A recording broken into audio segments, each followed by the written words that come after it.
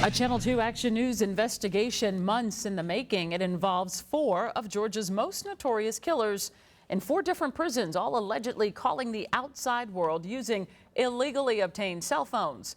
Channel 2's investigative reporter Mark Winnie is live inside a Georgia prison right now. He has the secret recordings and he talked to the woman who made them. Mark?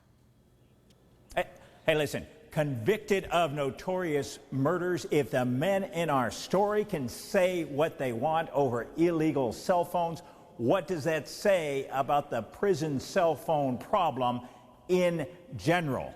Now, our key source for this says she started out researching a book about serial killers, but then killers started calling from the cell on a cell. Every prison you can name. Calhoun, Hancock. Now, tell you private is private, okay? All right. Trust me on that. Macon State. It's the correctional officers. They have the phones, right? Yeah, you don't want to be selling them, Lee State Prison. Listen, I'm getting ready to go to a TC. When I get to a TC, I can get a phone. Any type of prison that you name. Phone calls and killers, cell phones and prison cells. Hey, sweetie, this is Eddie calling. Convicts doing time for some of Georgia's most notorious killings. Hey, this is Wayne. Hey, this is Wayne. Hey, okay, this is Wayne. And calling on illegal prison cell phones, according to the woman we will call by her middle name, Hope. That type of access to the outside world is dangerous. Who says for roughly 3 years he's recorded cell phone calls with the killers, angered at how freely they talk to the outside from prison. It needs to stop. Angered partly as a crime victim herself. I was shot 6 times. Hope says she established contact with Wayne Williams, infamous for the case known as Atlanta's Missing and Murdered. Convicted of 2 killings, he's denied more than 24 others. She says Williams uses his phone a lot. Give me a call back when you finish, okay? It's going to be hard. I'm saying let's be in the talk because I got a conference call coming up in about 30 minutes on the project I got to be in on.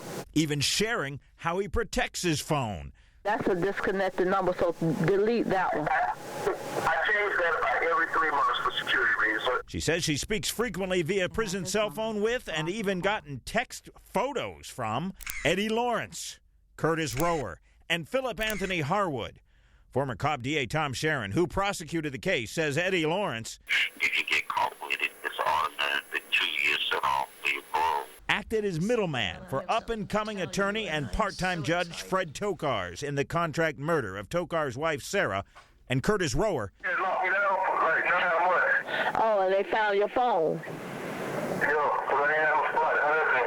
Is the trigger man Lawrence hired, the trigger man who shotgunned Sarah Tokars in the head in front of her 2 young sons. Exactly the kind of guy you would want to Former hire. prosecutor Kelly Hill says Harwood copped a plea to voluntary manslaughter for the contract hit on Buckhead socialite Lita Sullivan. What is it going to take to get you a phone? About $400. How can you get the $400? First of all, I got to find a phone.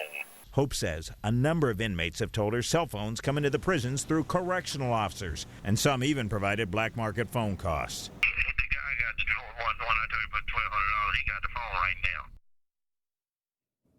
And other methods too. Now, Hope says all 4 inmates have owned prison cell phones, but during our investigation, 3 were borrowing or renting phones, a going rate $1 for 30 minutes. 3 of the 4 denied using cell phones, by the way, but we took our findings to Georgia Corrections Commissioner Homer Bryson, who said he quickly decided to take action and that he would let us document it. Did you have a cell phone? That story tomorrow on Channel 2 Action News at 5. Reporting live in a Georgia prison, Mark Winnie, Channel 2 Action News.